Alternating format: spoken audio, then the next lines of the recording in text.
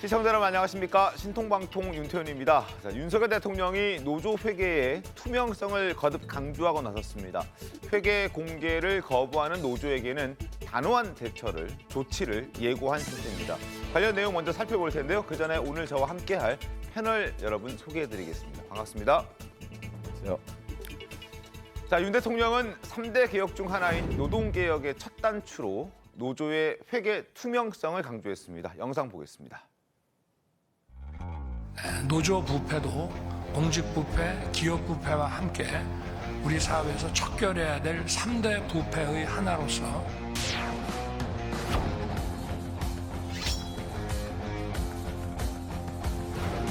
노조의 회계장부를 제출하라는 저열한 수준의 공격부터 들여다봐야 할 것은 노동조합의 회계가 아니라 노동자들의 삶입니다. 유기섭 사무총장님 오셨습니다. 법치를 부정하고 사용 내역 공개를 거부하는 행위에 대해서는 단호한 조치를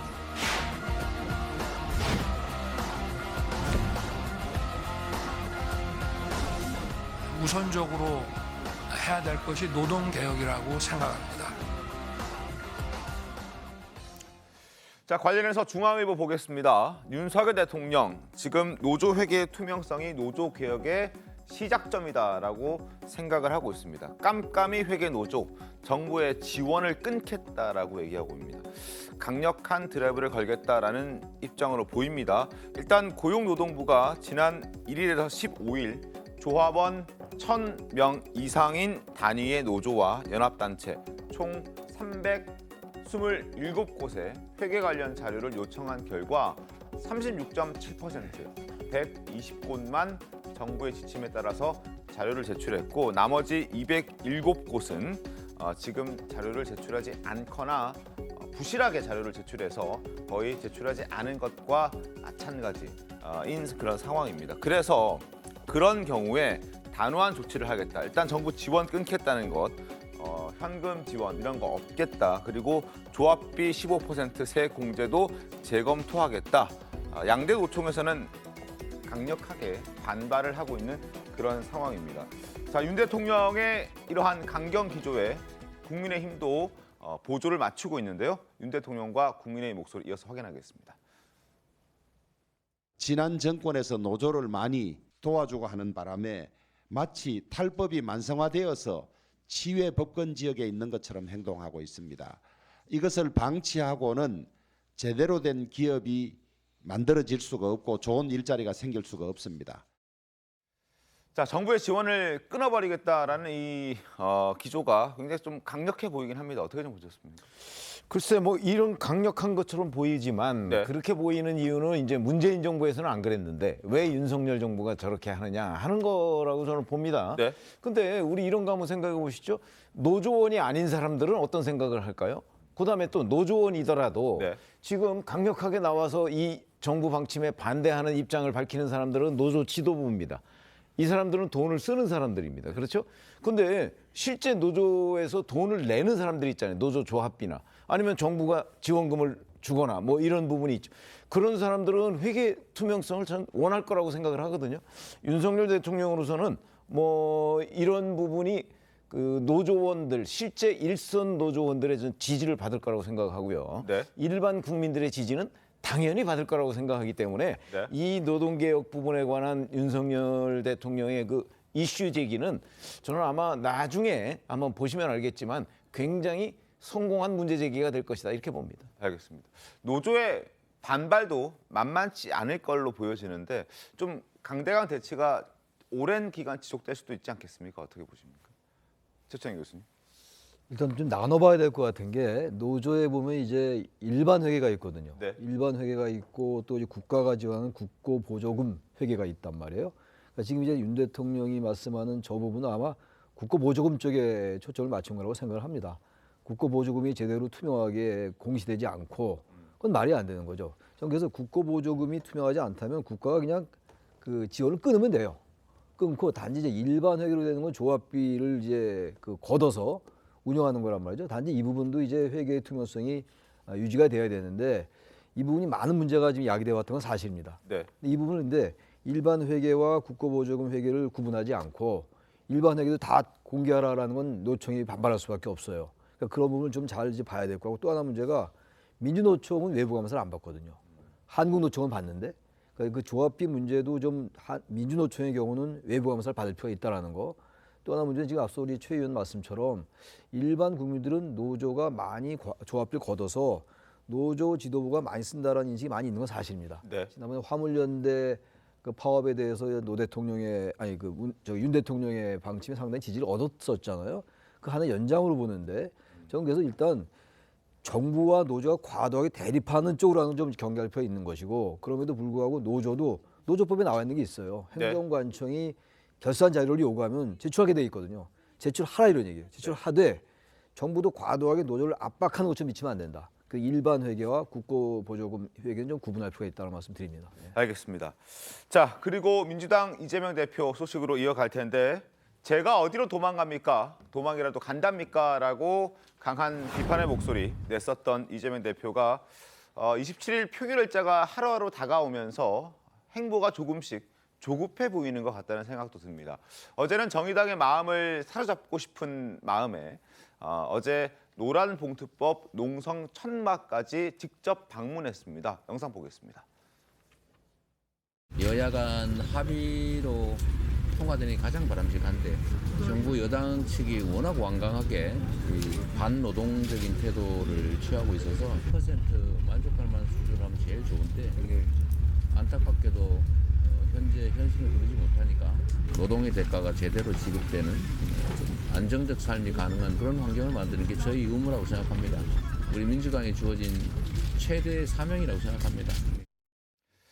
자, 공교롭지만 오늘 국회 환노위에서 노란봉투법을 안건으로 상정을 하게 됩니다. 민주당이 체포한 전국에서 정치적으로 이를 이용하려 한다는 시각도 있는데 정미경 최고위원 후보께서는 어떻게 좀 보십니까?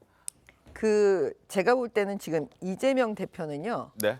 만약에 정의당이 여기에 가담하지 않고 민주당 의원 전원만으로 만약에 이걸 부결시킨다고 봤을 때 네. 그러면 민주당 방탄이라는 그것이 국민들께 더 각인이 되잖아요. 아마 민주당 지지율은 더 내려갈 거예요. 그러니까 그걸 어떻게든지 막으려면 그러니까 지금 하고 있는 검찰이 부당하다라는 거를 본인 입장을 그 정당성을 국민들로부터 받으려면 정의당의 도움이 필요한 거예요. 네. 그래서 제가 볼 때는 사실 지금 노란봉투법이요. 저게 노동의 대가랑 뭔 관계가 있어요. 근데 그런 말도 안 되는 소리 막 해가면서 정의당한테 지금 러브콜 하고 있잖아요. 근데 정의당은 제가 볼 때는 여기에 가담하지 않을 것 같아요. 왜냐하면 왜냐하면 정의당은 지금까지 계속 이재명 대표에 대해서 이 지금 대장동 사건에 대한 범죄 행위는 처벌받아야 되지 않나, 수사받아야 되지 않나 라는 식으로 여태까지 얘기를 해왔기 때문에 네. 갑자기 이 부분에서 정의당이 만약에 민주당하고 합해서 만약에 이걸 부결시킨다면 저는 정의당으로서도 이제 존립의 이유가 없어지는 거예요. 왜냐하면 정의당은 늘 그러잖아요. 자기 고유의 목소리를 우린 내고 있다. 이렇게 얘기를 하고 있기 때문에 저는 이걸로 노란봉투법하고 서로 계산을 해가지고 주고받기 한다? 그거는 저는 정의당은 가담하지 않을 것 같습니다. 알겠습니다. 관련해서 동아일보 살펴볼 텐데요. 함께 읽어보죠. 이재명 대표 일단 조급한 마음에 어제 정의당 찾아갔던 정의당이 아니라 노란봉투법 농성 현장에 천막에 찾아갔던 것 그걸 정의당을 향한 러브콜이라는 해석도 많이 내놓고 있습니다. 그리고 민주당 의원 전원에게 체포가 부당하다는 그런 문자도 돌렸다는 게 전해지고 있습니다. 오늘 의원총회에서 의원들을 상대로 직접 호소에 나선다는 그런 얘기도 나오고 있습니다. 일단 당론으로 채택은 하지 않을 것 같은데 여론이 워낙 안 좋다 보니까 그럼에도 불구하고 부결은 자신 있다라는 게 야당의 입장입니다. 여권에서는 부결했을 때는 3월 임시국회 열면 안 된다. 또다시 방탄국회를 만들 수는 없다. 이러한 입장이거든요. 그러나 민주당에서는 3월 임시국회를 반드시 열어야 된다는 입장이 강경합니다.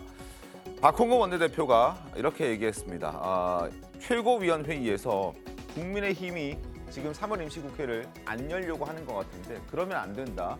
불체포 특권 활용할 가능성 계속 열어두는 그런 방향으로 가야 하고 그리고 윤 대통령 부인 김건희 여사 관련 특별검사, 특검도 추진해야 된다는 입장입니다. 반면 국민의힘에서는 이렇습니다. 체포동의안이 통과되지 않으면 회기가 끝나는 3월 1일부터 임시국회를 열어서는 안 된다는 입장을 고수하고 있습니다. 자, 관련해서 주호영 원내대표 이야기 한 번 더 들어보겠습니다.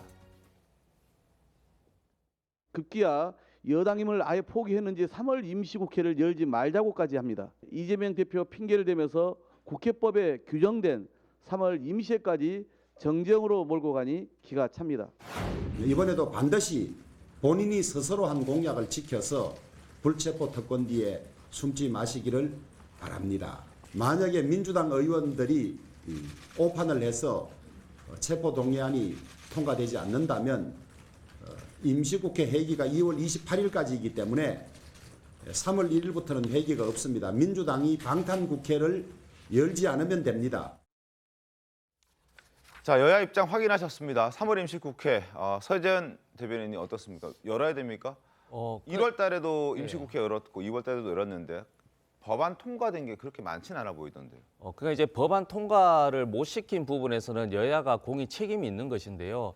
3월 임시국회는 체포 동의안 그 결과에 상관없이 그건 열어야 됩니다. 왜냐하면 고물가, 고금리 등 민생 하는데 정말 이제는 민생이 더 힘든 상황도 있는 것이고 여야가 정쟁으로 또 필요한 법안이 또 있는 것이지 않습니까? 그리고 지금 계속 이야기하지만 2월 27일 날 결과를 모르는 상황에서 그것을 여당 대표가 그걸 이제 열 필요가 없다라고 하는 것은 굉장히 부적절한 것이고요. 여당 대표는 여당 대표로서 사실은 그 일을 하고 또 이제 약간 일반적 이야기를 하면 되는 것인데 검찰이 사실은 누구 편이 되지 않습니다. 국민의 편이기 때문에 검찰이 하는 거 그리고 야당이 방탄 좋습니다. 방탄을 한다 하더라도 그럼에도 불구하고 여당은 일을 하고 민생을 챙기면서 야당을 그렇게 공격하는 것이 저는 맞는 것인데 임시국회를 회기를 열 필요가 없다라는 것은 그건 어떻게 보면 저희 여당 대표로서 할 말씀은 좀 부적절하다는 생각이 듭니다.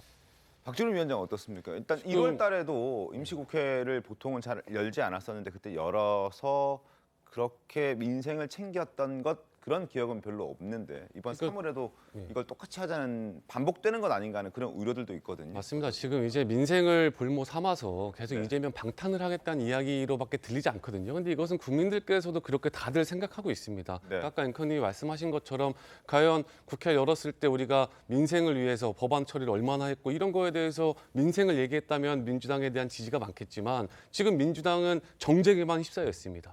어떻게 하면 이재명을 보호할 수 있을 것인가가 모든 민주당이 집중하고 있는 거기 때문에 이거는 말이 앞뒤가 안 맞는 말입니다. 알겠습니다. 3월 임시국회 과연 어떻게 진행될지 한번 지켜보도록 하겠고요. 윤석열 대통령이 오늘 체포동의안 요구서를 제거했습니다. 이제 국회로 넘어옵니다.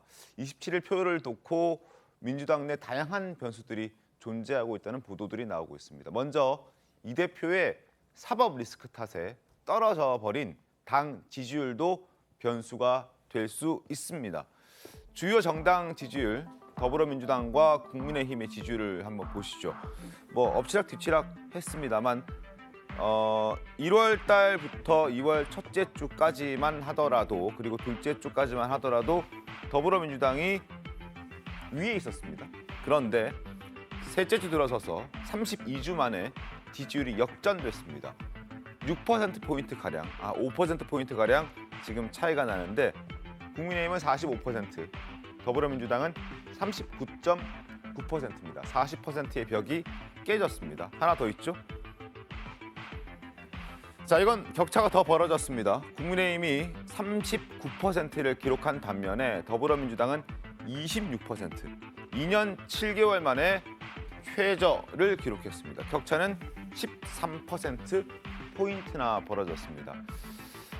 지금 사법 리스크가 현실화되고 뭔가 가시화되면서 더불어민주당 내부 당 지지자들 사이에서도 뭔가 불안해하는 그런 분위기가 당 지지율에서 드러나고 있는 것 아닌가 하는 해석들이 많이 나오고 있습니다.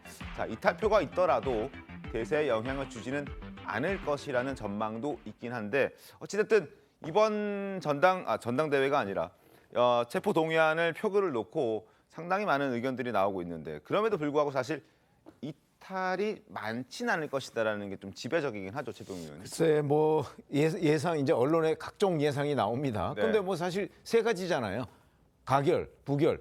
그다음에 예를 들어서 뭐 중간 어느 단계에서 네네. 이제 뭐 가까스로 부결 뭐 이런 부결되거나, 거 있을 네. 수 있는데 이재명 대표가 저렇게 이제 의원들을 상대로 텔레그램 메시지를 보내고 그다음에 뭐 규탄대회도 열고 뭐 등등 여러 가지 조치를 취하는 거는 이게 뭐 가결될 걸 두려워서 한다고 저는 생각하지는 않습니다. 왜냐하면 가결되더라도 영장실질심사에 나가는 거잖아요. 네. 그게 곧바로 구속을 의미하는 건 아니거든요. 근데 왜 그러면 이렇게 총력전으로 지금 대응하느냐? 그건 부결이 되더라도 압도적으로 부결이 되지 않고요. 만약에 가까스로 부결이 된다. 그 얘기는 결국 민주당에서 이탈표가 굉장히 많아진다는 얘기가 되잖아요. 네. 이렇게 되면 뭐 결국 그 지금 이 시점이 어찌 보면 이재명 대표로서는 이 체포동의안 부결 기류가 가장 높은 거라고 볼 수 있어요. 앞으로 시간이 지나면 지날수록 재판 진행되죠. 네. 그다음에 또 다른 거 정자동인이 백현동인이 대북송금인이 수사 진척되죠. 그럼 거기에서 또 사실관계가 드러날 거 아니에요. 네. 더 악화된다고요. 그렇기 때문에 이재명 대표는 지금 여기서 최대한 체포동의안을 압도적으로 부결시켜야 될 이유가 있는 거예요. 그런 까닭이. 그렇기 때문에 저는 총력전을 지금 벌이고 있는 거다. 그런 관점에서 본다면 지금 이재명 대표는 여기서 만약에 가까스로 부결되면 앞으로 한두 달 내에 어떤 일이 벌어질지도 모르거든요. 네. 아마 그래서 총력전을 벌이고 있는 걸로 봅니다. 알겠습니다. 자, 지금 신문이 하나 더 준비가 되어 있는데요. 동아일보 신문 보면서 또 다른 변수도 말씀을 드리겠습니다. 일단 115석의 국민의힘과 6석의 정의당은 가결시키겠다는 의지가 확실합니다. 확고합니다. 이건 변하지 않을 듯해 보이는데 민주당 내의 셈법이 계산이 굉장히 복잡하고 또 바빠지기 시작했습니다. 아무리 비명계라 하더라도 아직 이 대표와 척지기에는 변수가 많이 남아있다. 일단 공천권을 가지고 있는 이재명 당대표이기 때문에 이 대표가 사천은 없다라는 뜻을 전달하긴 했습니다만 이게 공천을 걱정하지 말라라는 그러한 회유인 동시에 이 대표가 기소되더라도 공천권은 안 내려놓는다라는 협박으로 들릴 수도 있어서 기승전 공천인 국회의원들로서는 무시할 수 없는 메시지다. 그래서 이번에 가결시키지 않고 부결시키는 쪽에 표를 던질 수 있다. 이런 얘기도 나오고 있습니다. 그리고 차기 원내대표 선거도 또 다른 변수가 될 수 있고 한동훈 법무부 장관이 이제 다시 표결하게 되면 그 자리에 나와서 이러저러한 얘기들을 하게 될 텐데 그것 또한 변수가 될 수 있다. 이런 얘기들도 있거든요. 자, 민주당에서는 어떻습니까? 일단은 부결을 확실하고 있는 것 같지만 같은 부결이더라도 이재명 대표가 맞닥뜨려야 할 정치적 파장은 상당히 다릅니다. CG를 좀 보여주시죠. 일단 압도적 부결일 때 그리고 가결이 됐을 때 혹은 부결은 부결인데 조금 전 최병민 위원께서 말씀해 주셨듯이 박빙의 부결이 됐을 때 어떻게 될 것이냐 한번 전망을 해보죠. 압도적 부결일 때는 검찰이 구속영장 추가 청구 가능성도 있긴 합니다만 그것보다는 불구속으로 기소를 할 가능성이 더 높아 보이기도 합니다.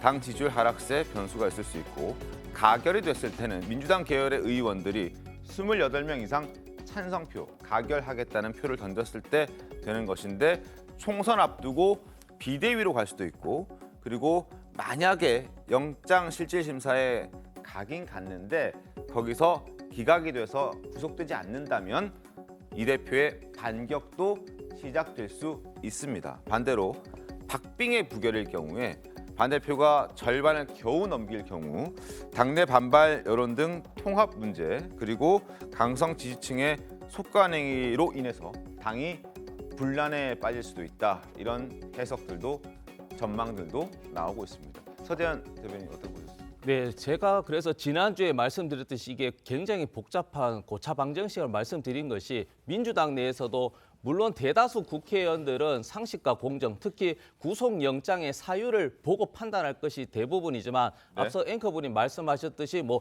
공천이라든지 개인적인 정치적 의견이나 어떤 생각에 따라서 부결이나 가결을 할 수 있다고 봅니다. 네. 그렇듯이 국민의힘 입장에서도 이 영장 청구 내용을 봤을 때는 모든 국민의힘이라고 해서 다 가결을 한다고 보지는 않습니다. 그 중에서도 뭐 계속 방탄하면서도 뭐 윤석열 대통령의 당무 개입이라든지 본인이 봤을 때도 국민의힘이 잘하고 있지 않기 때문에 이걸 이용하는 취지에서 부결을 할 수도 있고, 말씀드렸지만 가결될지 않을까라는 두려움 때문에 의도적으로 부결할 수도 있는 것이고, 더 나가서 뭐 예를 들어 그렇지만 안철수 대표 같은 경우는 당대표가 됐을 때도 보시면은 이재명 대표가 사실은 대선 후보지 않습니까? 거기에 대해서 같이 여야가 경쟁하는 것을 원할 것인지, 혹은 만약에 가결시켜서 구속이 됐다 그러면 비대위든 모든 이슈가 사실은 민주당에 됐을 텐데, 그런 정치적인 여러 가지 생각을 하는 건데, 가장 중요한 거는 27일 날 결론을 보고요. 특히 이재명 당대표가 예를 들어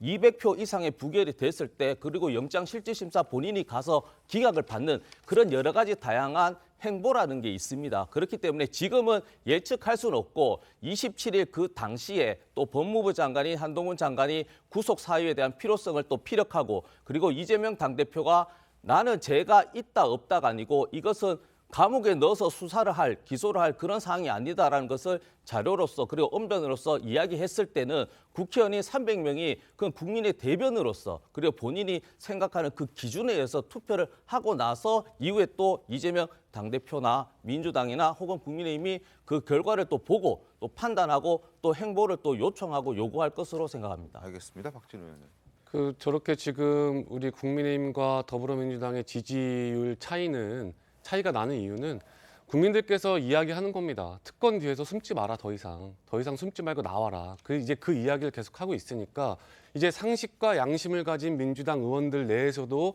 이제 빨리 숨지 말고 나와야 된다는 이야기를 하고 있어요. 이야기를 하고 있는데, 이제 수도권에서 총선에서는 2, 3% 차이로 당락이 결정이 됩니다.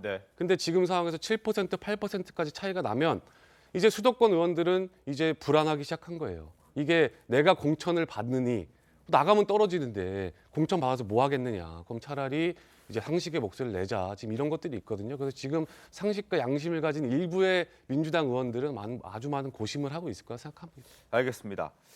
자, 이재명 대표를 향해서 쓴소리를 내는 당 내외 인사들도 상당히 많이 생기고 있는 분위기긴 하죠. 물론 대다수의 사람들은 입을 닫고 있긴 합니다만, 소장파로 불리는 김혜영 전 최고위원이라든지 박지원 전 비대위원장 등등 꽤나 많은 사람들이 얼굴을 내밀고 있습니다. 김혜영 해당 행위로 제명해야 되는 것 아니냐, 자동 삼진 아웃제 실시해야 한다. 그리고 박지원 전 비대위원장에게는 출당 권유 내진 징계 요구를 하고 있고, 그보다 앞서서 이원욱, 김종민, 조웅천 의원 등등 징계 청원도 민주당 청원 게시판에는 올라와 있고, 지금 이러한 목소리를 내는 사람들에게 민주당의 개딸들, 개혁의 딸들은 이러한 탈당 내지는 제명, 출당 이런 목소리들을 내고 있습니다. 자, 조선일보 한번 보시죠. 민주당 말살, 김혜영 전 최고위원이 이재명이 없다고 민주당이 말살 되겠느냐라고 얘기를 했던 그런 내용이 있었는데, 그 말살이 다시 등장했습니다. 결국 이 칼럼의 요지는 이재명 없다고 민주당 말살되지 않는다라는 내용입니다. 왜냐? 일단 이재명 당대표는 전과 사범의 대여섯 가지의 의혹을 받고 있는 사람이다. 그리고 부정 의혹 투성이고 민주당 토박이도 아닌데다가 민주당의 구세주도 아니고 정통 혈통도 아닌 사람이다. 그리고 지금 받고 있는 혐의 대부분은 민주당에서 당대표로서 정치활동하다가 벌어진 일들이 아니라 성남시장 시절, 경기도지사 시절 부정 의혹을 했던 것이고, 그걸 또 감싸고 있는 민주당이 참 안타깝다, 이해할 수 없다, 이런 얘기들도 나오고 있습니다. 지난 몇십 년 동안 민주당의 행로와 함께한 그 인물들이 봤을 때는 지금 이러한 사람들을 감싸고 있는 민주당의 모습은 이해할 수 없다라고 지적을 하고 있습니다. 그렇다면 이렇게까지 해야 하는 인물인가에 대해서도 의문 부호를 넣고 있는데, 흡입력이 강한 정치인인가? 그렇지 않다. 그리고 과연 이재명이 꼭 민주당을 이끌어야 다음 총선에서 다수당을 유지할 수 있는 그런 대단한 사람인가? 그것 또한 아니다라고 얘기하고 있고, 그렇기 때문에 이재명이 없어도 민주당은 말살되지 않는다라고 이야기를 하고 있습니다. 그리고 민주당이 야당답게 윤 정부를 견제하고 비판하고 잘못된 정책을 지적하는 모습을 국민들도 보고 싶어하고, 그리고 소속 의원들도 이제 더 이상 이재명 대표의 그 방탄조끼의 단추 같은 그런 존재가 되지 말고 하나하나 입법기관으로서 역할을 충분히 해주길 바란다. 그런 정당이길 김대중 칼럼, 김대중 고문도 그러길 원한다. 이렇게 이야기를 했습니다. 어떻게 좀 보셨습니까? 사실 일반 국민의 입장에서 보면 네. 국민은 뭐 민주당 지지자도 있고 국민의힘 지지자도 있고 어느 쪽도 지지하지 않는 또는 중간 계층도 있고 그렇습니다. 당연히 다 맞는 얘기죠. 어떻게 이재명 대표 외에 민주당에 대안이 없는가? 만약에 이재명 대표가 여기서 본인의 사법 리스크에 대해서 내려놓고 민주당을 살릴 수 있는 길, 그거 충분히 있죠. 그리고 그렇다고 해서 그럼 민주당이 없어지느냐? 민주당이 우리 얼마나 오래된 정통 정당입니까? 네. 그러다 보니까 다 맞는데 문제는 지금 민주당 이재명 대표를 뽑은 사람들은 불과 몇 개월 전에 네. 작년 8월 28일이잖아요. 무려 77%라는 압도적 지지로 뽑아놨어요. 그렇습니다. 그리고 그 사람들이 지금 여전히 마치 이재명 민주당 대표가 없으면 민주당이 없어지는 것처럼 생각하고 있다는 현실이 중요해요. 근데 이 사람들이 77%에서 점점점 내려오지 않겠습니까? 저는 지금도 내려가는 과정이라고 생각을 해요. 왜냐하면 사법 리스크가 커지면 이 지지율은 내려가겠죠. 민주당 당원들 사이에서. 그게 이제 어느 시점이 되면 데드크로스가 이루어지지 않겠습니까? 네. 아마 그 시점까지는 민주당 사람들은 적어도 이재명 대표의 필요성을 느끼고 있을 텐데, 그러면 그거를 얼마나 빠르게 이 사법 리스크가 이제 이재명 대표에 대한 당원들의 지지율을 갉아먹느냐에 달려 있는 거예요. 근데 저는 아직까지는 민주당 지지자들이 이재명 대표의 필요성을 느끼고 있는 것 아닌가. 그러나 이게 이제 한 달, 두 달 이렇게 지나가면 많이 달라질 것이다, 이렇게 예상을 합니다.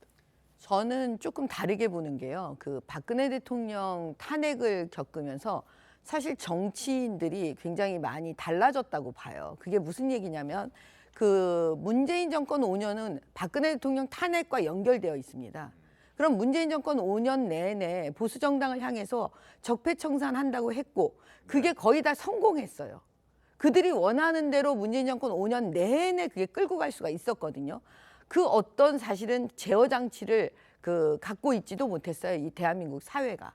그러다 보니까 자꾸 상식을 놓쳐버렸던 거예요. 우리가 가장 놀랐던 지점이 뭐였냐면 조국 사태 때였습니다. 조국 사태 때 민주당 국회의원들이 언론에 나와서 하는 얘기들을 보면 완전히 상식을 놓치고 국민들로부터 점점 멀어지고 있었는데 본인들은 몰랐던 거예요. 그런데 지금 이 이재명 대표 이 구속 여부, 지금 방탄하고 오늘날 이것도 저는 조국 사태 시즌 2라고 보여져요. 지금 상식을 놓치고 있거든요. 근데 다만 지지자들만 뭐라고 할 게 아니에요. 사실은 민주당 국회의원 안에 제대로 된 사람 30명이 있으면 이거는 그냥 체포 동의안 처리가 됩니다. 근데 지금 그 30명이 없는 거예요. 그럼 민주당 내에 30명이 없다는 건 무슨 얘기냐? 이들이 이미 정치인으로서의 그 이전에 상식적인 걸 다 놓치고 있다. 저는 이렇게 보고 있습니다. 구속영장을 청구했는데 이 법원의 심사를 받아야 되는 거잖아요. 일반 국민은 무조건 받게 돼 있어요, 영장 심사를. 근데 국회의원은 이제 헌법에 나와 있는 불체포 특권이라는 그 특권 때문에 이른바 방탄 논란이 있는 건데, 앞서 다 말씀하신 거 전 동의하면서도 우리 한국 사회에 집단지성이라는 게 있거든요. 네. 결국 뭐지 검찰의 영장 청구가 불필요했다. 제1야당 대표가 뭐 증거인멸, 도주협력 없는 거 아니냐, 뭐 이런 시각은 있습니다만, 네. 정말 그렇다면은 그렇게 떳떳하고 당당하다면 심사를 받으면 돼요. 받아서 아까 나오대요. 뭐 기각될 수 있다 이런 얘기가 나오잖아요. 네네네. 그렇게 되면 이재명 대표는 완전히 동력이 사는 거죠. 검찰의 수사 동력은 떨어지는 것이고. 네. 근데 왜 이거 온 나라를 온통 27일 날 이거 표결하죠. 네. 아직 6일 남았어요. 계속 같은 얘기만 할 텐데 이런 나라가 어디 있어요, 세상에. 이런 제1야당 대표가 어디 있고, 설령 그게 부당하게 느껴지더라도 내가 그러면 가서 받겠다는 게 맞는 겁니다. 제1야당 대표 수장이라면. 영장 청구가 아무리 부당하게 느껴지더라도요. 네.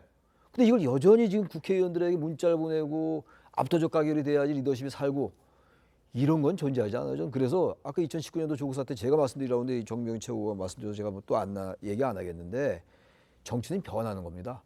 이게 공천 때문에 이렇게 하고 있는 건데 네. 언제부터 무슨 민주당 의원도 이재명 대표와 같이 지장을 했습니까? 중앙 정치에 진입한 지 얼마 안 된 분이잖아요, 이재명 대표가. 그렇죠. 공천도 하나 있고, 근데 수도권을 지역구는 의원을 중심으로 다른 모습가 나올 수밖에 없어요. 아까도 딴 분도 말씀하셨는데 언제까지 이대로 갈 수 있겠어요? 전 이거는 이재명 대표가 제 1야당 대표로서 다 떠나서 한번 스스로 돌아보고 심사 받겠다는 게 맞는 거예요. 그게 오히려 이재명 대표의 승부수가 될 수 있다. 다들 하는 말씀이라 다시 한번 말씀드린 겁니다. 알겠습니다. 자, 그리고 이런 가운데 유시민 전 이사장이 이재명 대표에 대한 검찰 수사를 윤 대통령이 지시했다고 주장을 하고 나섰습니다. 불체포 특권에 관한 헛소리라는 제목의 칼럼을 썼는데 내용을 잠깐 소개해드리겠습니다. 자, 두 가지의 설이 있다. 이재명을 이렇게 공격하는 데는 두 가지 설이 있는데 첫 번째가 감정설. 윤석열 대통령이 이재명 대표에 대해서 안 좋은 감정을 가지고 있다, 싫어한다. 그래서 윤 대통령이 이재명을 감옥에 집어넣으라고 검찰에 지시를 했고 그 지시를 받은 검사들이 윤 대통령의 인정을 받기 위해서 수단과 방법을 안 가리고 지금 수사를 하고 있다. 그래서 이재명을 노리고 있다. 이러한 감정설 하나를 주장했고요. 두 번째는 전략설입니다. 대통령이 이재명을 제거하겠다고 움직이면 민주당의 야심가들이 희망을 품고 움직일 것이다. 비밀 투표이기 때문에 대량의 찬성표가 나와서 체포안 가결될 수도 있다. 이런 걸 노렸을 것이다. 그러나 여기에 덧붙인 말은 뭐냐면 이 정도로 윤석열 대통령 똑똑하지 않기 때문에 전략설은 아닐 것이다. 그렇다면 감정설일 것이다. 라고 조롱, 비아냥, 유시민 전 이사장이 이렇게 얘기를 했습니다. 박준호 위원장님 어떻게 좀 보셨습니까? 저는 도대체 저게 무슨 말인지 모르겠습니다. 이게 소설을 써도 저런 소설을 쓰는지 모르겠는데요. 이 논지를 안 흐렸으면 좋겠어요. 검찰이 지금 범죄자 잡겠다고 하는 거 아닙니까? 근데 범죄자를 잡겠다는데 감정설은 뭐고 전략설은 뭡니까? 그래서 저는 아까 말씀하신 것처럼 대표직 내려놓고요. 총선 꼭 이기고 싶으면 대표직 내려놓고 영장실질심사 받으면 됩니다.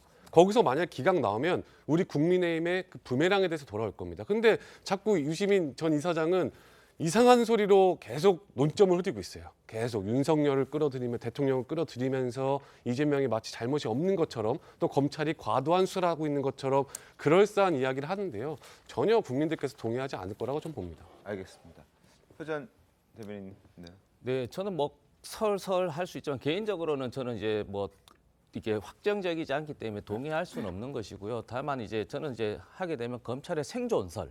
왜냐하면 그 이원설 검찰총장 또 보시면 그 토착비리라고 단정을 짓지 않습니까? 앵커님도 그렇고 저도 그렇고 이거를 한 2년 동안 매일 2-3시간씩 계속 공부를 해도 이 사건이 갑자기 검찰발 리스크일 수도 있고 아니면 법조 리스크일 수도 있고 여러 상황이 막 돌아다니면서 변화가 심한데 이걸 어떻게 단정하냐. 그리고 쉽게 얘기해서 계속 각상도 50억도 어떻게 보면 무죄가 된 상황에서 저는 검찰이 무리하게 이 검찰의 어떤 곽상도 건에 대한 그 법조인의 선배지 않습니까? 이 부분이 무죄로 날게 대해서 의도적이지 않든 이 결과에 후폭풍이 있기 때문에 이재명 당대표를 좀 무리하게 말씀드렸지만 불구속 수사해도 되는 겁니다. 왜냐하면 이원석 검찰총장 또 자료가 넘치기 때문에 범죄를 증명할 수 있거나 확신할 수 있다고 했기 때문에 저희가 계속 주장하는 것은 이재명 대표를 살리기 위해서 뭐 민주당이 말살되는 걱정을 하는 것이 아니고요. 이런 검찰의 행태가 일반인들은 그러면 계속 불구속 받지 뭐 이렇게 영장실질심사 받는다 놀리면 일반인 또 이렇게 검찰이 열심히 수사를 하냐 과하게 그렇진 않거든요. 그리고 계속 이런 말씀을 드리는 이유는 저희가 이재명 대표를 지키는 게 아닙니다. 검찰이 검찰답게 수사를 통해서 증거를 통해서 해야 되는 것인데 계속 구속영장 청구에서도 뭐 내로남불이라든지 이런 정치적 언어가 계속 들어가고 있기 때문에 저희들이 문제 제기를 하는 것이지 이재명 당대표가 죄가 없기 때문에 수사를 하지 마십시오라고 요구하는 것이 절대 아닙니다. 그 방송에 나와서 그 민주당 쪽에서 나오신 분들이 하는 얘기 중에요. 그 50억 클럽의 곽상도 사건을 수사한 건 윤석열 정부의 검사들이 한 게 아니에요. 문재인 정권의 검사들이 한 거예요. 근데 마치 윤석열 대통령이 있는 이 시점에서 검사들이 수사한 것처럼 호도하고 있어요. 그건 거짓말이에요. 그래서 이거를 이재명 대표를 지금 뭐 감옥에 집어넣어라 마라, 이거는 윤석열 대통령하고는 아무 관계가 없습니다. 국민의 절반 이상은 이재명 대표 감옥에 가야 되는 거 아닌가, 이렇게 생각하고 있습니다. 알겠습니다. 자, 좀 상황을 좀 지켜보겠습니다. 그리고 이 대표가 받고 있는 여러 가지 혐의 중에서 쌍방울과 관련된 내용을 잠깐 저희가 짚고 넘어가겠습니다. 이 대표가 경기도지사 재직할 당시에 경기도는 쌍방울의 후원을 받아서 대북 행사를 주최했습니다. 그런데 이화영 전 부지사가 쌍방울의 대북 행사 후원 사실을 몰랐다라고 주장을 하고 나섰습니다. 정말 몰랐을까요? 신문 보겠습니다. 이화영 몰랐다고 합니다. 그런데 쌍방울은 2018년부터 대북 행사, 아태평화협 대북 행사를 국제대회를 후원했다라고 얘기하고 있고 문건도 있습니다.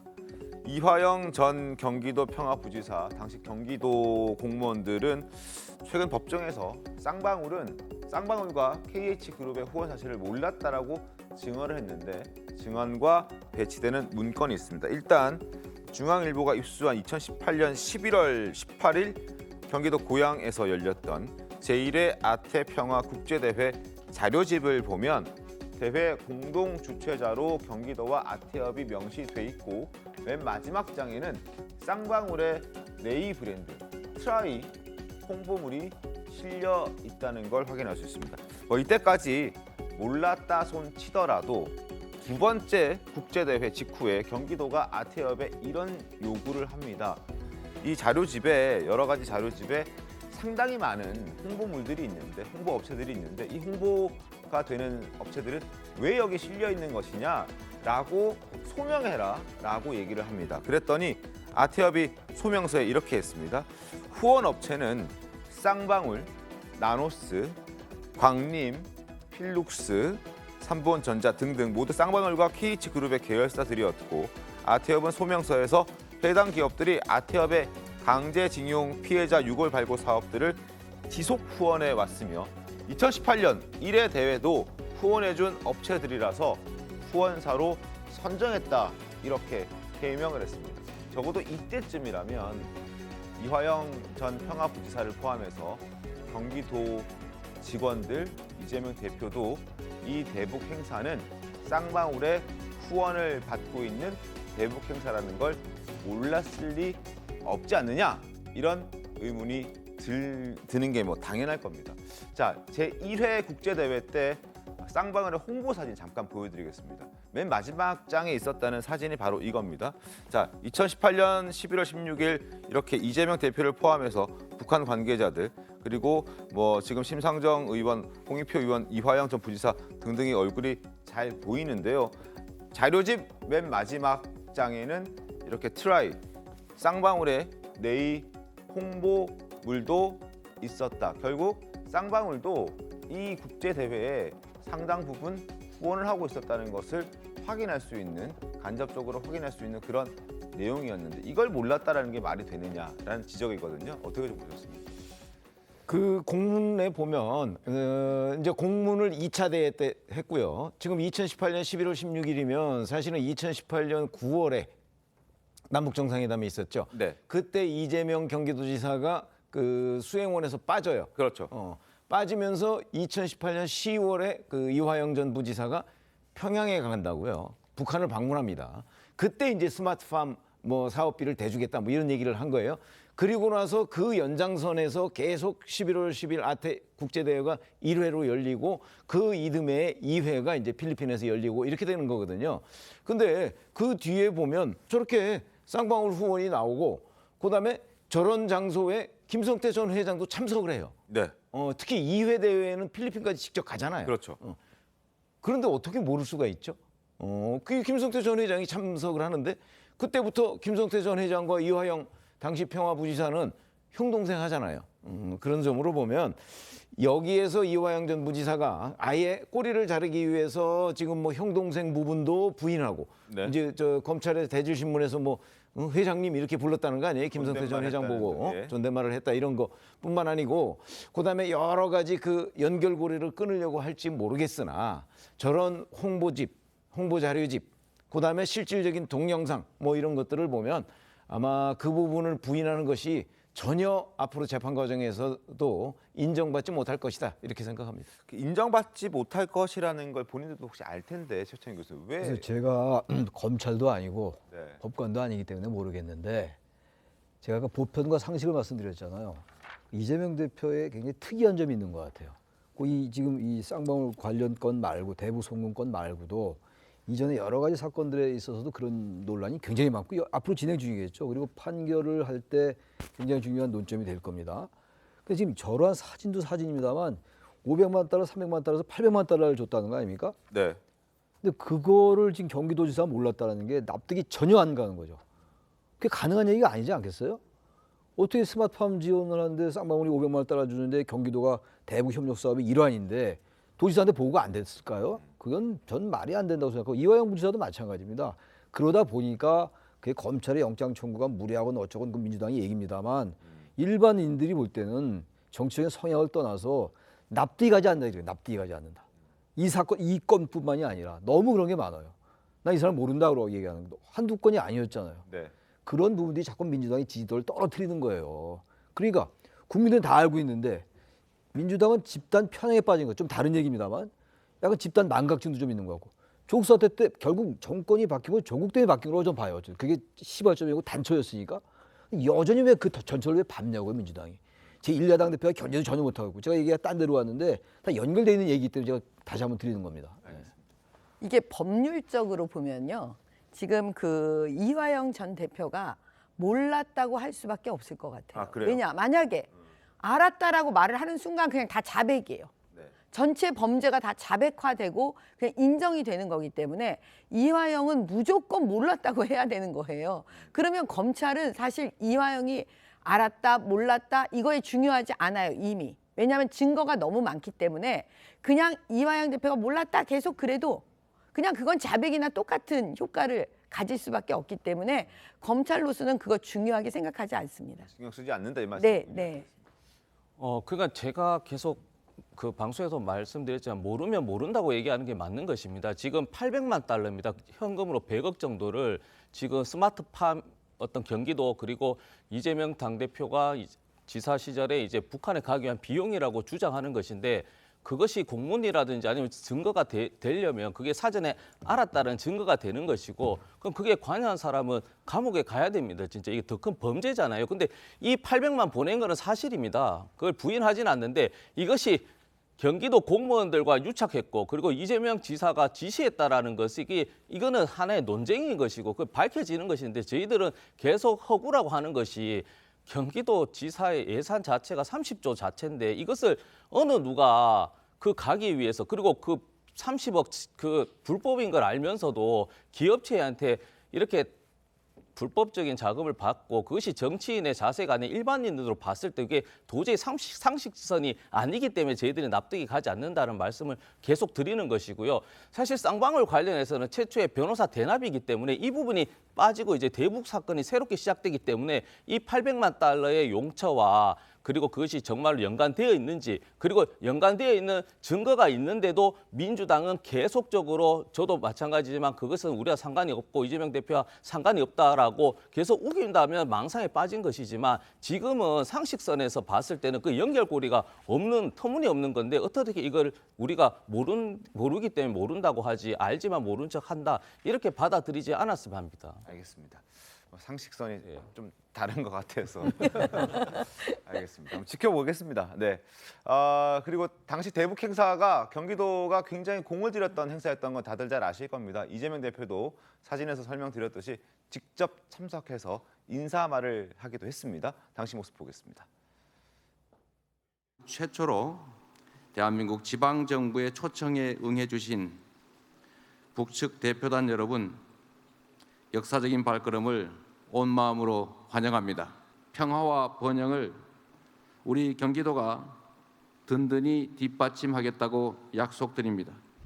여러 차례 북측에서 초청 의사를 밝혔습니다.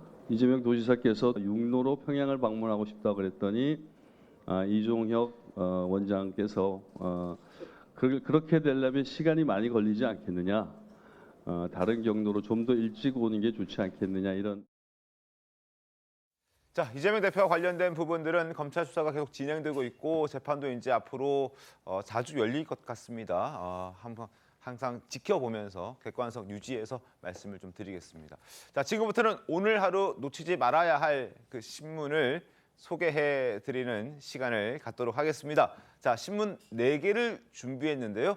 첫 번째 신문은 바로 대한항공 마일리지와 관련된 내용입니다. 최근 대한항공의 마일리지 개편안이 소비자들의 분노를 사고 있는 그런 상황입니다. 가뜩이나 마일리지로 예약할 수 있는 보너스 좌석이 부족한 상황인데 마일리지 혜택마저 줄이겠다고 나섰기 때문에 불만들이 많이 표출되고 있습니다. 여기에 대해서 원희룡 국토부 장관이 직접 나서서 대한항공을 향해서 쓴소리를 쏟아내고 있습니다. 관련 신문 보겠습니다. 원 장관이 눈물의 감사 프로모션을 해야 할 대한항공이 그걸 못할 망정 소비자들의 권리, 권한, 혜택을 뺏어가서야 되겠느냐라고 강도 높은 비판을 했습니다.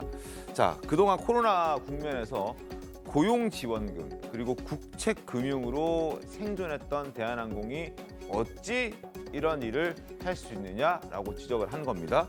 자, 대한항공이 오늘 4월 1일부터 사실상 개편을 하겠다라고 얘기를 했는데 결론적으로 말씀드리면 개악이라는 그런 비판 속에서 이 제도는 일단 바꾸기로 했습니다. 개편에 손을 좀 더 보기로 했고 이대로 진행 안 하기로 했는데 왜 이런 비판의 목소리가 나왔는지 한번 예를 들어보도록 하겠습니다. 마일리지를 우리들이 많이 비행기 탈 때 쓰잖아요.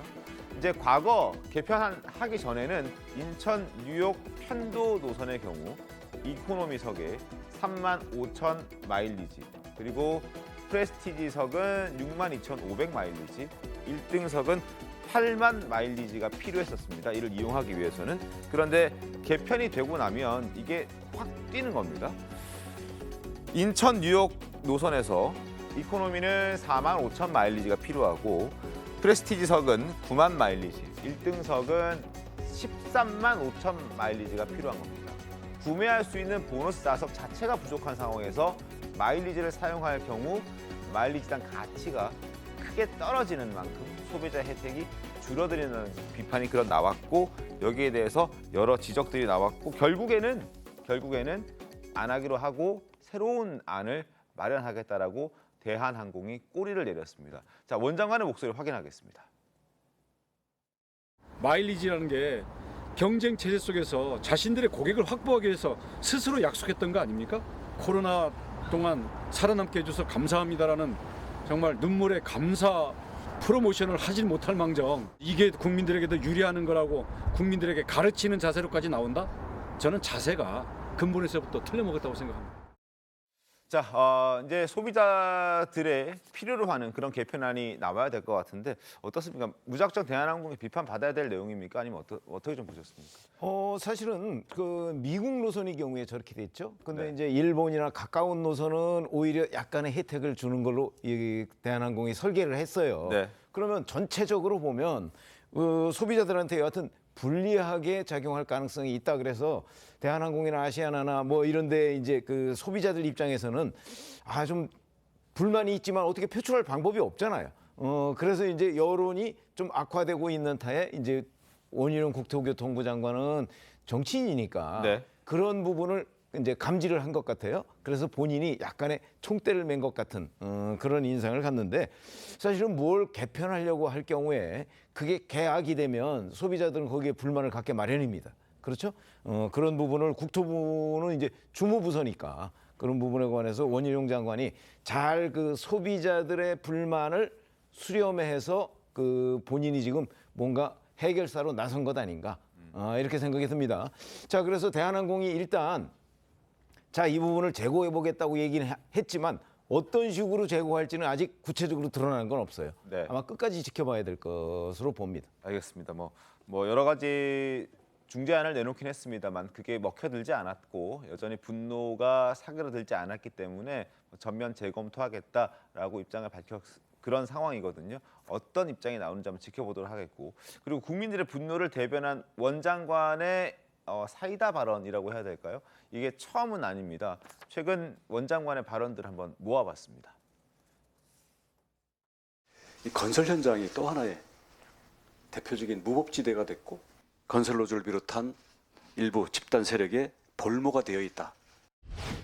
현장에서는 법보다 주먹이 가깝고 경제에 대해서 기생하는 그러한 독이 되고 있습니다.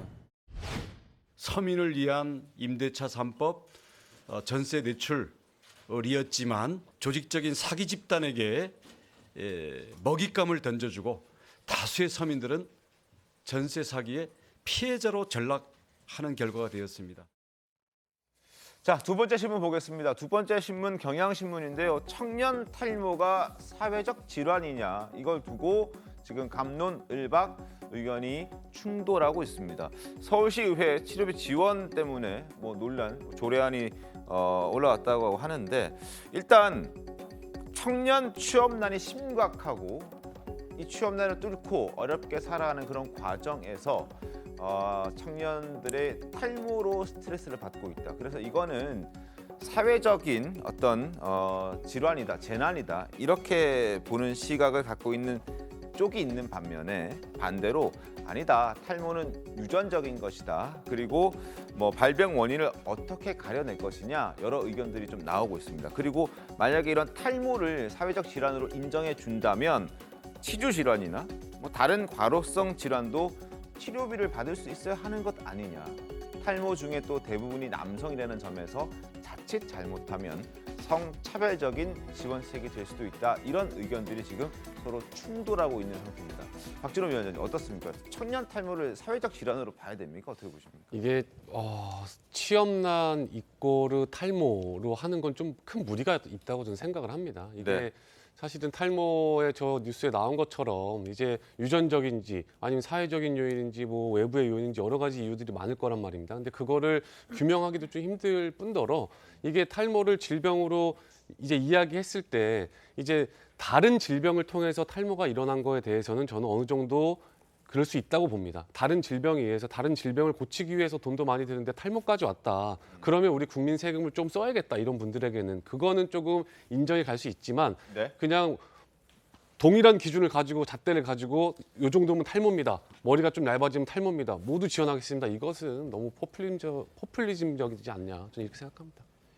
그 이제 포퓰리즘을 사실 누가 했냐? 우리 정치권이 스스로 한 것이거든요. 공약을 지난 대선 때 이재명 대표가 했었고 여야를 떠나서 모든 사람들이 사실 청년표를 얻기 위해서 했습니다. 아까 국토부 장관 또 약속하셨듯이 사실 윤석열 장관 또 30대 대통령 또 30대 청년 장관들 많이 세우겠다 했거든요. 그러니까 그만큼 청년표를 위한 어떻게 보면 저게 공약, 그러니까 설익은 공약인 것이죠. 저는 사회적 질환이나 그에 대해서 동의하지는 않습니다. 그러나 예전처럼 유전적 요인만은 아닙니다. 환경적 요인도 분명히 있는 것이고요. 그에 대한 기회비용도 분명히 있는 겁니다. 그러면 그 당시에서 돌아가자면 이런 고민을 하고 있기 때문에 좀 그렇지만 예산이란 이런 비용도 있고 우리가 처음으로 하는 것이기 때문에 어떻게 보면 테스트 베드 정책처럼 좀 시범적으로 저는 할 필요는 있는 것이라고 보는 것이거든요. 네. 저것을 단순하게 청년 특히 탈모는 사실은 남녀노소나 좀 이제 계속 일어날 수 있는 거기 때문에 저것을 갈라치기라든지 그런 부분보다는 저희들이 공약도 했고 약속한 부분도 있기 때문에 한번 시행을 말씀드렸지만 과도하게 처음부터 시행할 때 부작용을 그걸 차단하지 못하고 시행하면 그건 저는 더 부작용이 있기 때문에요. 서울시의회에서도 저게 치료비라고 만약에 한다면은 어떤 사용처에 대한 용처 그리고 그에 대한 예산 그리고 그에 대한 기회비용 그에 대한 연구 결과까지 내놔서 이것이 전체적으로 좀 사회적 공론화로 가는 첫 단계로 가는 것은 저는 의미 있다고 보는 겁니다.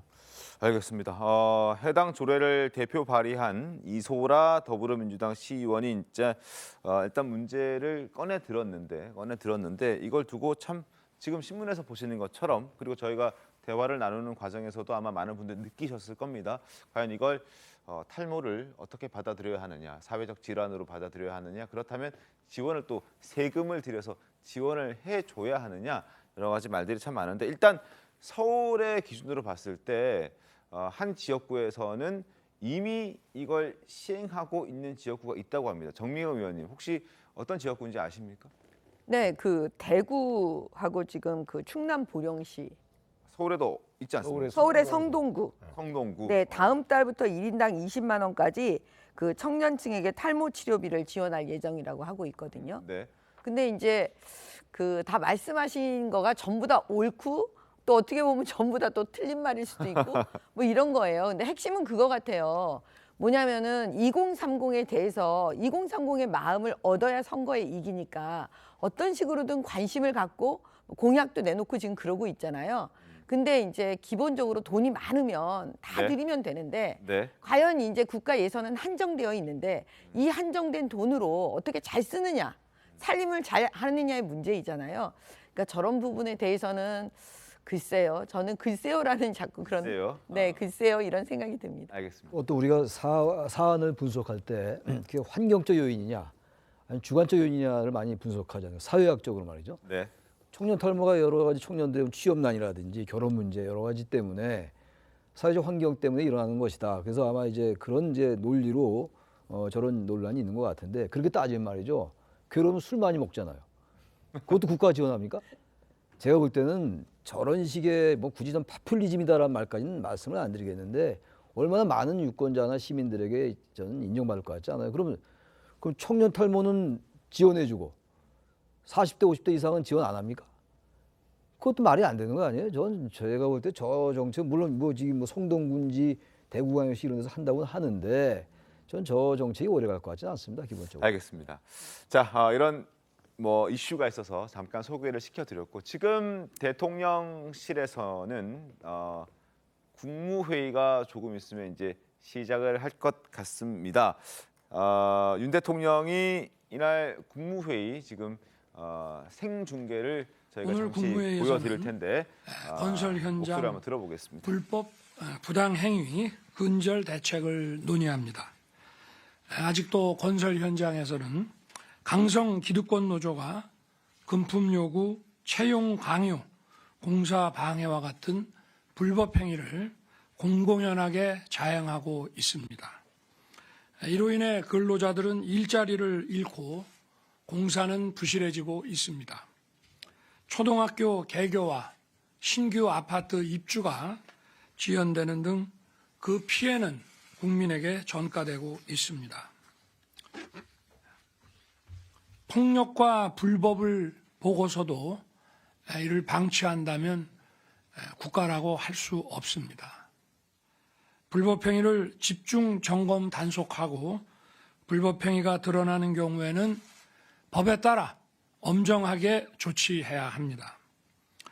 공공기관과 민관협회도 불법 행위를 뿌리 뽑는데 정부와 함께 동참해 줄 것을 강력히 당부드립니다. 노동개혁의 출발은 노조회계의 투명성 강화입니다.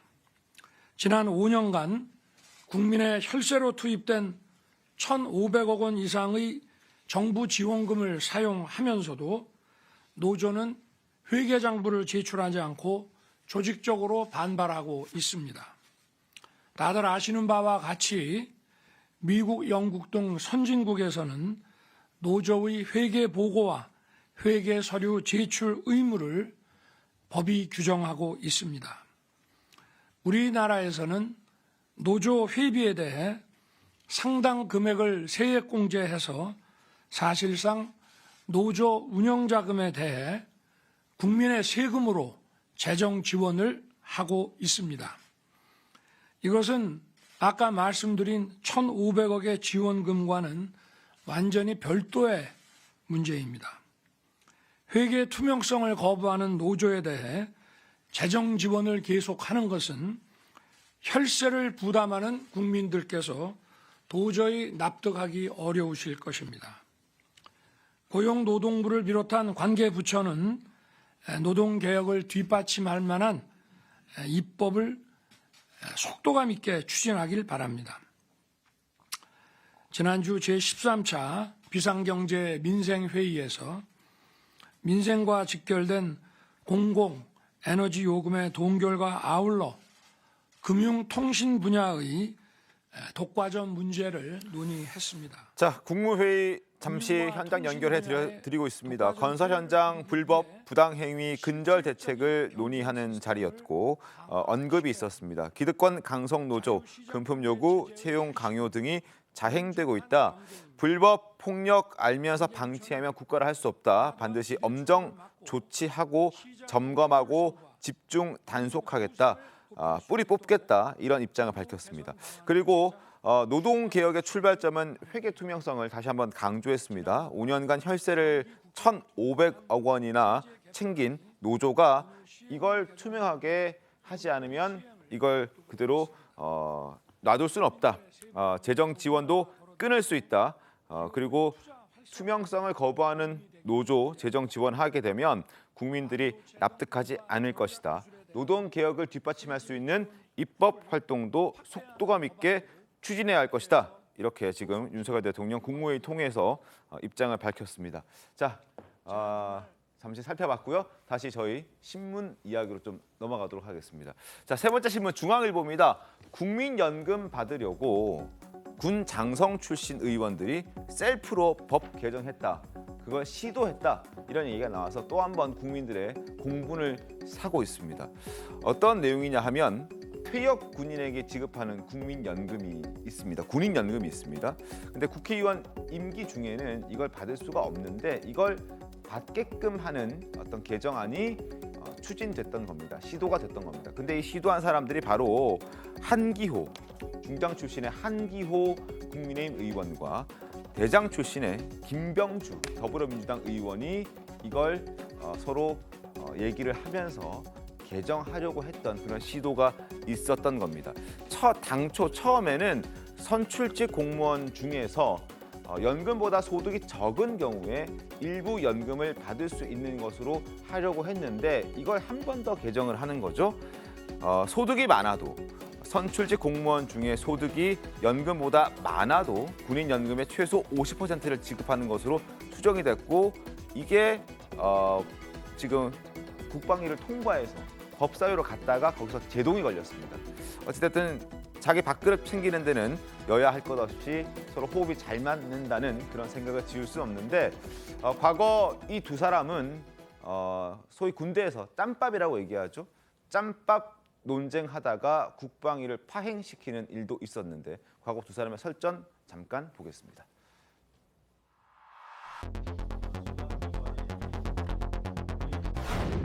여기가 시위장 아니에요. 여기가 단가집 아닙니다. 김병주, 지나치게 하지 마라. 어떻게 여기에서 우리 국방위원님들이 소욱 전 장관이 조작했다라고 주장합니까? 옛날 전우와 옛날 같이 일했던 사람들을 조작 지시로 궁지에 모였는데 또 궁지에 모는 것이 인간의 도리입니까? 사람은 상황에 따라서 변할 수 있는 거예요. 국회의원을 핑계대고 예의가 있네 없네 그러는데 우리 김병주 존경하는 의원님은 제가 분단장 할 때 제 연대장 하지 않았어요? 그러지 마십시오. 천년 만년 국회의원 하는 거 아니에요. 저런 일도 있었습니다. 그런데 어쨌든 이번에 이 군인연금 개정안과 관련해서는 두 사람이 의견이 좀 합치했다고 하는군요. 어찌됐든 박진호 위원장님, 의원이나 되면서 법 개정해가면서까지 군인연금을 같이 중복으로 챙겨야겠습니까? 안 되죠. 이게 지금 윤석열 대통령도 연금 개혁을 주장하고 있는 상황에서 네. 국회의원들이 이제 그 셀프로 법을 개정해 가면서까지 연금을 받으려고 하는 모습은 국민 눈높이에 맞지 않다고 보고요. 네. 우선은 이제 군인들에 대한 진짜 군인들을 위해서 군인들이 우리 국민을 위해서 정말 희생하고 봉사했던 정신은 누구나 인정을 안 할 수가 없는 거죠. 근데 네. 그 지역구 구민들도 시민들도 이제 그런 국가에 희생했던 것처럼 우리 지역구 구민을 위해서 더 희생하고 봉사해라고 국회에 보내줬더니 가서 자기 연금 받겠다고 하는 것들을 절대 이해 못할 것 같고요. 지금 김병주 더불어민주당 의원은 6명 정도밖에 안 된다 이야기했어요. 저는 저게 1명이어도 안 된다고 생각합니다. 네, 알겠습니다. 자, 마지막 신문 보겠습니다. 마지막 신문 세계일보인데요. 네 번째 신문 보도록 하겠습니다. 서툰 한국말로 감사. 어떤 내용인지 펼쳐보겠습니다. 자, 지금 튀르키예 그 지진 현장에서 구호 활동했던 1기 구호대가 지난 17일에 한국으로 다시 귀국했습니다. 근데 귀국하는 비행기 안에서 튀르키예 국민들이 구호대에게 감사의 마음을 담아서 어설픈 한국어지만 감사의 뜻을 전했다고 합니다. 영상 바로 보겠습니다.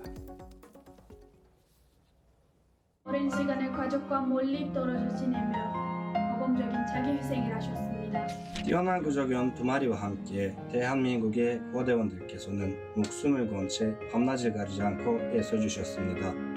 여러분이 흘린 땀에 감사드립니다. 꼭다시 만나기를 바랍니다. 자, 아직 수습이 끝나지 않았고 언제 끝날지 모르는 그런 상황인데 또 여진이 발생해서 또 걱정하는 그런 생각이 또 들기도 하는데 어찌됐든 추가 피해도 발생했다고 합니다. 더 이상 큰 피해가 없길 그리고 하루빨리 수습이 마무리되기를 바라는 마음을 담아서 잠시 뒤에 돌아오겠습니다. 네, 신통방통 오늘 여기까지인데요. 앞서 정미경 최고위원 후보께서 방송 중에 국민 절반이 이재명 대표 체포 동의안을 통과시켜야 한다라고 말씀을 하셔서 또 거기에 해당되는 근거를 또 말씀을 드리고 마무리하는 게 좋을 것 같아서 그래픽 하나 준비했습니다. 통과시켜야 한다가 49.2%, 절반에 조금 못 미치고 통과시켜서는 안 된다라는 의견이 43.6%라는 걸 마지막으로 보여드리고 오늘 신통방통 마무리하도록 하겠습니다. 자, 내일도 신통하게 돌아오겠습니다. 고맙습니다.